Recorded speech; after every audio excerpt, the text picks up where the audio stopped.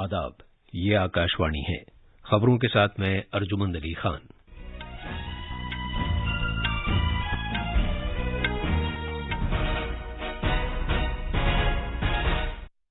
वजीर आजम नरेंद्र मोदी ने गुजरात के बड़ूच में 8,000 करोड़ रुपए से ज्यादा मालियत के प्रोजेक्टों को मुल्क के नाम वक्फ किया और संग बुनियाद रखा।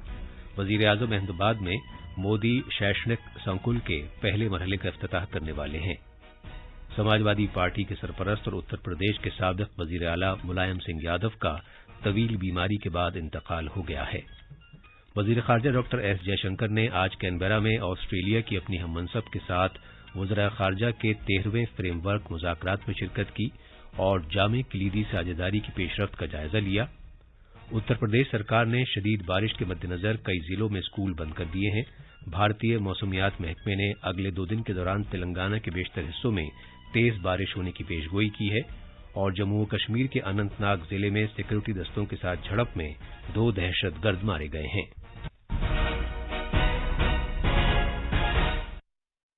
अब खबरें तफसील से।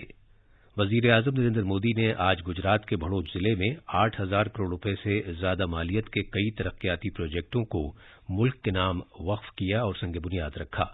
इस मौके पर इजहार ख्याल करते हुए वजीर आजम ने कहा कि इससे पहले भारत मईशत के एतबार से 10वें मकाम पर था, लेकिन आज हमारा मुल्क दुनिया में 5वीं सबसे बड़ी मईशत है। जनाब मोदी ने कहा कि इस कामयाबी पर हम सबको बहुत फख्र है। वजीर आजम ने जोर देकर कहा कि कोविड आलमी वबा के वक्त दुनिया को भारत के दवासाजी के शोबे की अहमियत के बारे में मालूम हुआ। उन्होंने कहा कि कोरोना वायरस को शिकस्त देने के लिए भारत ने जो रोल अदा किया है उसका कोई मुवाजना नहीं किया जा सकता। जनाब मोदी ने कहा कि नए भारत की दवाओं की बरामदात आज नई बुलंदी पर पहुंच रही है और सभी भारतीय अफराद की इज्तिमाई कोशिशों की बदौलत ये कामयाबी मुमकिन हो सकी है। वजीर आजम जरूरतमंद तलबा के लिए एक तालीमी कॉम्प्लेक्स मोदी शैक्षणिक संकुल के पहले मरहले का इफ्तिताह करने वाले हैं। इस प्रोजेक्ट से जामे तरक्की के लिए तलबा को सहूलियात फराहम की जा सकेंगी। जनाब मोदी जामनगर में तकरीबन 1,450 करोड़ रुपए मालियत के प्रोजेक्टों को मुल्क के नाम वक्फ करेंगे और संग बुनियाद भी रखेंगे। इन प्रोजेक्टों का ताल्लुक आबपाशी, बिजली, पानी की फराहमी और शहरी इलाकों में बुनियादी ढांचे से है।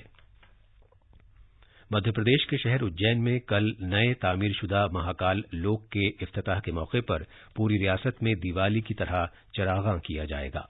वजीर आजम नरेंद्र मोदी कल महाकाल लोक का इफ्तिताह करेंगे।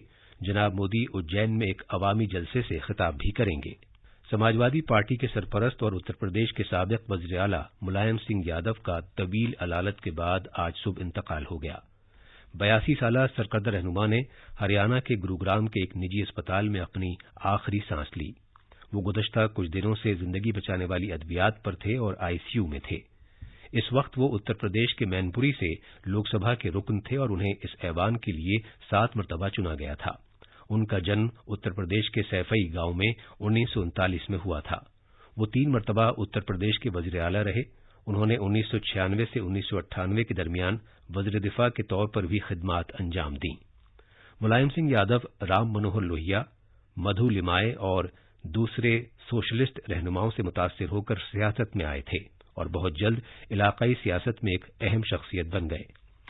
अपने पार्टी कारकुनों में नेताजी के तौर पर जाने जाने वाले मुलायम सिंह यादव को उनके हामी धरती पुत्र के नाम से भी पुकारते थे। वो पहलवान भी थे। वो उत्तर प्रदेश असेंबली के लिए 10 बार मुंतखब हुए थे।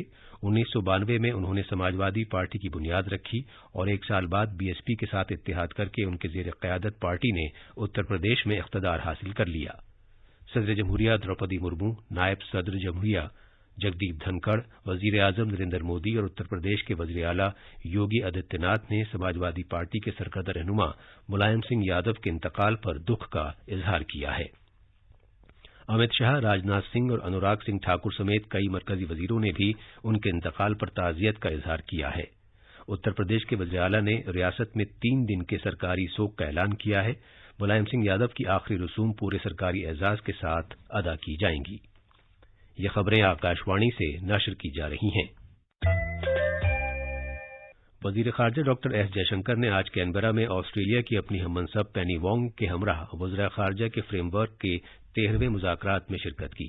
دونوں وزراء خارجہ نے حالیہ مہینوں میں وزیروں کے اہم دورے سمیت بھارت آسٹریلیا جامع کلیدی ساجھیداری کی لگاتار پیش رفت کا جائزہ لیا۔ دونوں وزراء خارجہ نے مختلف معاملات پر تبادلہ خیال بھی کیا، جس میں اقتصادی اور تکنیکی اشتراک سمجھوتے کی پیش رفت، دفاع، دہشت گردی سے نمٹنے، ہنرمندی اور باصلاحیت افراد کے ایک دوسرے کے ملک میں جانے، تعلیم، دوہرے ٹیکس سے بچنے، اہم معدنیات، سائبر سیکورٹی، ماحولیات کے لیے سازگار توانائی اور پائیدار ترقی کے مقاصد شامل ہیں۔ ڈاکٹر جے شنکر اور محترمہ پینی وانگ نے مضبوط اتفاق رائے اور مشترکہ مفادات کو تسلیم کرتے ہوئے عالمی اور علاقائی حالات و واقعات پر بھی تبادلہ خیال کیا۔ پورے ملک میں ٹیکے لگانے کی مہم کے تحت اب تک کووڈ سے بچاؤ کے 218 کروڑ 99 لاکھ سے زیادہ ٹیکے لگائے جا چکے ہیں۔ پچھلے 24 گھنٹے میں 1,84,000 سے زیادہ ٹیکے لگائے گئے۔ صحت یاب ہونے کی شرح فی الحال 98.75% ہے۔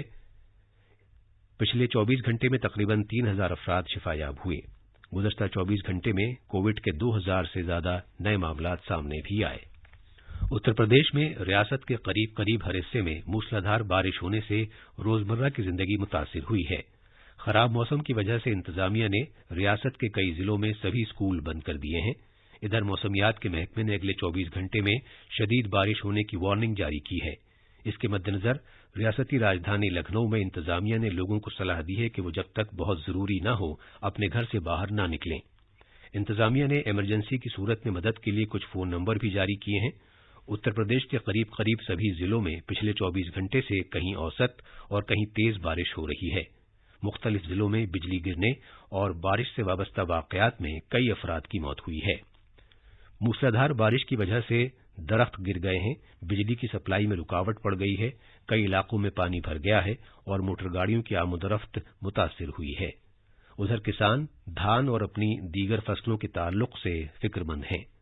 ریاست میں کئی بڑے دریا طغیانی پر ہیں اور شاردا، گھاگرا اور سریو اور راپتی دریاؤں میں پانی لگاتار چڑھ رہا ہے۔ بھارتی موسمیات محکمے نے حیدرآباد سمیت تلنگانہ کے بیشتر حصوں میں اگلے 2 دن تک شدید بارش ہونے کی پیشگوئی کے ساتھ یلو الرٹ جاری کیا ہے۔ ادھر حکام کے مطابق حیدرآباد کے مغربی حصوں میں کل سب سے زیادہ بارش ریکارڈ کی گئی۔ شیخ پیٹ میں 16 سینٹی میٹر جبکہ مادھاپور میں 12 سینٹی میٹر سے زیادہ بارش ہونے کی اطلاع ملی ہے۔